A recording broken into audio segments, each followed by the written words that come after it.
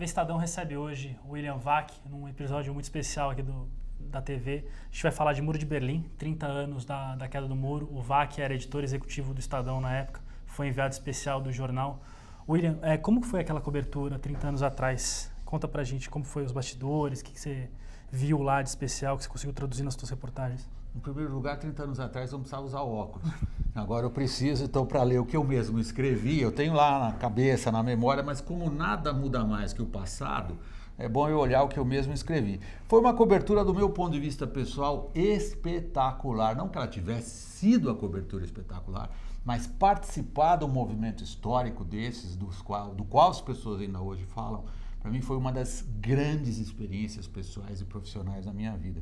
E o resultado está aqui, né? O mundo todo fala até hoje da queda do Muro de Berlim, mas a principal manchete de todos os jornais brasileiros, o Estadão ainda foi muito bem naquela época. Muito bem. O Augusto Nunes era o editor-chefe, ele ainda botou a manchete ali na dobra da página, como a gente falava. Mas todo mundo no Brasil só estava preocupado com uma coisa aquele dia.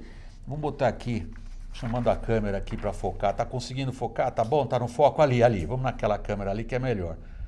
Pessoal, Silvio Santos não era candidato na eleição de 89. Esta foi a principal manchete do Brasil naquele dia em que o mundo mudou. E a foto histórica, né, William, que marcou aí gerações, é a do dia seguinte, né, no dia 11, já a queda do muro emociona Berlim. Aqui o jornal ainda era em preto e branco na época, mas é aquela imagem do pessoal picaretando o muro. Você estava lá, o que você viu naquele dia? Eu usei um velho truque de repórter, que as pessoas me conhecem hoje muito mais por eu ter sido apresentador de televisão, que é uma coisa viver em cima do carpete, fechado no estúdio com ar-condicionado, mas o que eu mais fiz foi ir na rua, cobrir coisas como, por exemplo, a queda do Muro de Berlim. Eu usei um velho truque de repórter. Como eu falo alemão, tinha morado na Alemanha, tinha sido correspondente, inclusive, do Estadão. Lá na Alemanha, eu peguei um táxi e eu ia na Alemanha Oriental buscar os caras que queriam visitar alguém na Alemanha Ocidental. E eu oferecia carona para eles. E no caminho eu vinha entrevistando o pessoal. Então eu registrava a primeira reação de um alemão oriental ao passar o Muro da Morte, que era o muro que, se a pessoa tivesse coragem de tentar transpor, acabava fuzilado. Isso aconteceu em dezenas de casos. E isso me proporcionou, como repórter, uma extraordinária possibilidade de ver a psicologia daquelas pessoas, como é que elas reagiam diante daquele fato histórico. Foi uma daquelas coberturas que a gente, jornalista, usa muito essa palavra, mas essa de fato foi emocionante. E aí tem aqui o day after já, né? Risos, lágrimas, champanhe na festa do muro. Aí já tinha caído, a integração tinha começado, né? Alemães falando de uma só nação. Eu tinha como repórter na ocasião dois problemas. Um problema era tentar abordar numa linha de trabalho o que eram as evidentes, enormes consequências políticas daquilo que a gente está vivendo até hoje. Quer dizer, a ordem internacional criada com o fim do Império Soviético na Europa e a unificação, melhor dito, a reunificação das Alemanhas, isso explica a ordem liberal que está terminando agora. Começa no fim da Segunda Guerra Mundial, termina agora com Trump. Isso era uma coisa que eu tinha que trabalhar como repórter. A outra era, evidentemente, o aspecto humano de tudo aquilo. Quando a gente fala da divisão da Europa, nós não estamos falando apenas, embora também estejamos falando de uma questão geopolítica.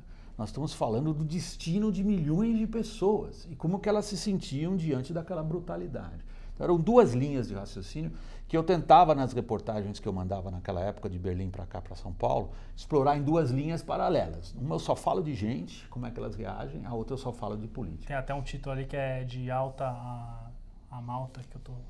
De Alta a Malta, de sim, Alta a Malta ficou porque famoso, era o né? encontro, e Alta era o encontro no qual a Europa se divide, se estabelece entre as potências vencedoras da Segunda Guerra, o que seria a divisão da Europa a partir então do fim da Segunda Guerra Mundial, e Malta era o encontro naquela época entre Estados Unidos e ainda existente União Soviética. Na verdade, eu acabei cobrindo a implosão da União Soviética para o Estadão também 2 anos depois. E isto era um jogo de palavras que, na verdade, tinha como intenção esse arco histórico. Como é que o rearranjo da Segunda Guerra Mundial prossegue agora depois da queda do Muro de Berlim. E William, para terminar aqui o nosso papo, hoje, 30 anos depois, como você vê essa questão da Europa? Recentemente teve uma eleição regional na Alemanha que o Alternativa para a Alemanha derrotou o partido da Merkel ali na Alemanha Oriental. Como você vê essa transformação? Particularmente na Alemanha é preocupante. A Alemanha supera a divisão, uma divisão artificial, mas reforça os regionalismos que levaram em boa parte à imobilidade da Angela Merkel. Ela tem uma dificuldade muito grande hoje em falar uma totalidade de um eleitorado. As ilusões da queda do muro se dissiparam com certa rapidez e entrou no lugar daquilo uma noção muito realista de duas Alemanhas. Uma Alemanha de primeira classe, a Alemanha tradicional, a Alemanha ocidental, e uma Alemanha de segunda classe. E é esta noção de ser habitante de um país que é considerado subjetivamente de segunda classe que explica em boa medida o sucesso de grupos que no espectro político alemão nunca tiveram um grande lugar, como é a Alternative für Deutschland. Tem uma postura quase asquerosa às vezes, de repulsa ao outro e tudo mais, explora alguns veios ali profundos que são desagradáveis. O outro aspecto é o da Europa. A Alemanha volta a ser o centro da Europa, volta a ser a principal potência, não é do ponto de vista econômico, mas cujas questões afetam todo o bloco e, portanto, todo o relacionamento da chamada ordem liberal internacional que o Trump está sepultando agora. É o fim de uma época que nós estamos vendo agora, sem dúvida. Bom, a gente agradece a presença do William aqui e até a próxima oportunidade. Obrigado a todos vocês. Tchau.